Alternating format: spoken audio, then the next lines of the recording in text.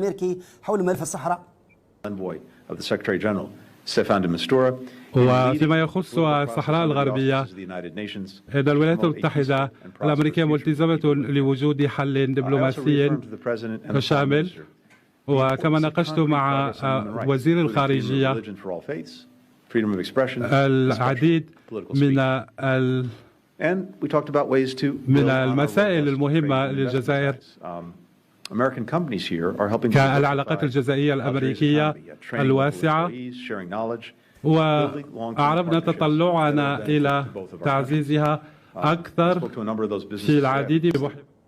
أستاذ سعد، ما رأيك فيما يطلبه الأمريكان حول هذا الملف الذي ظهرت عليه بعض التشنجات في الأسابيع القليلة الماضية؟ بطبيعة الحال وزير الخارجية الأمريكي يتحدث براغماتية والأمم المتحدة والحل الدبلوماسي، الناس الكل يقولوا الحل الدبلوماسي، لكن الأمر الواقع شيء آخر.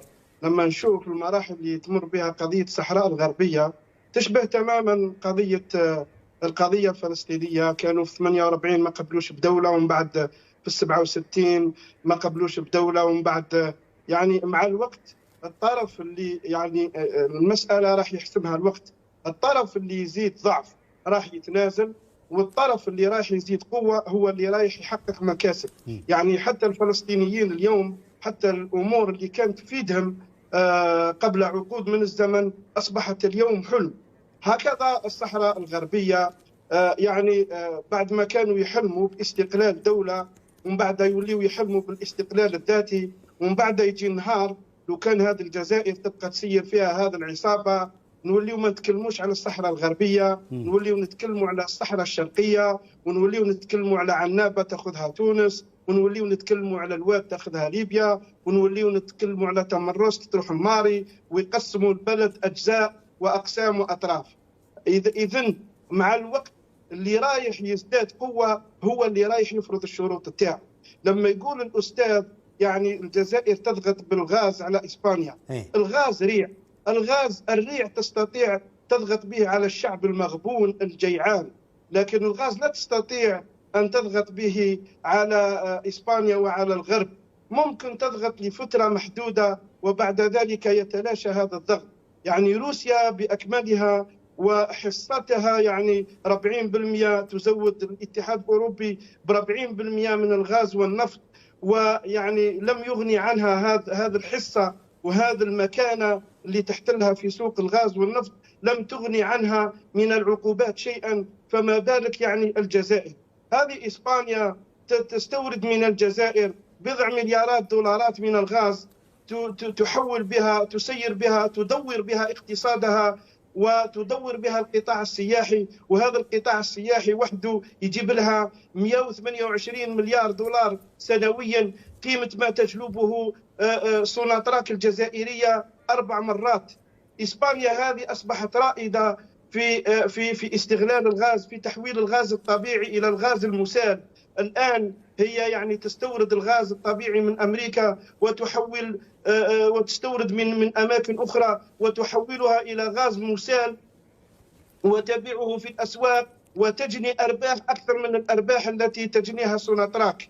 الموقف الدبلوماسي إذا لم يكن وراءه يعني وضعية اقتصادية للبلد يعني لا يساوي شيئا، والوضعية الاقتصادية لا يحددها الريع، لا يحددها الغاز. الوضعية الاقتصادية يعني يحددها ماذا تنتجه البلد.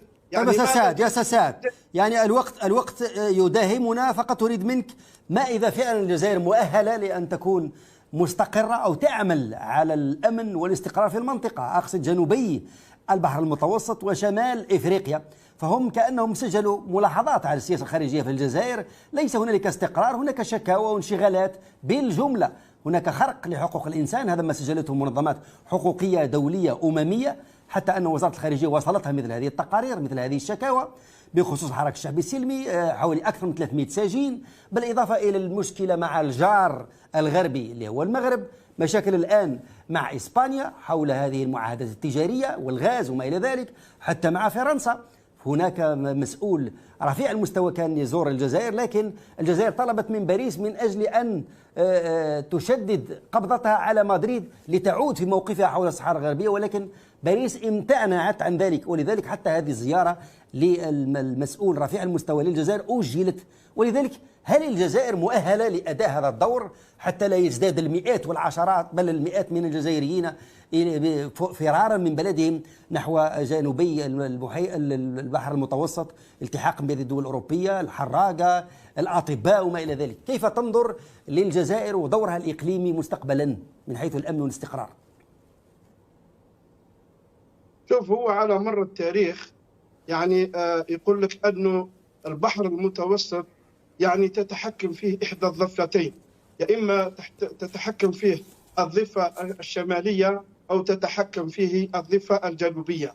الضفة الشمالية المتمثلة في الدول الأوروبية يعني لا تريد أن تكون دول الضفة الجنوبية يعني دول قوية تنافسها على التحكم في المنطقة وفي المتوسط، لكن في المقابل لا تريد أن تكون هشة كثيرا إلى درجة يعني حروب أهلية أو عدم استقرار اجتماعي يجلب على أوروبا الويلات. وإحنا نشوفوا يعني لما يلحقوا مئات أو آلاف من الحراقة إلى أوروبا كيف يحدث عدم استقرار، وكيف يعني يصنع اليمين المتطرف تزيد شعبيته وكذا.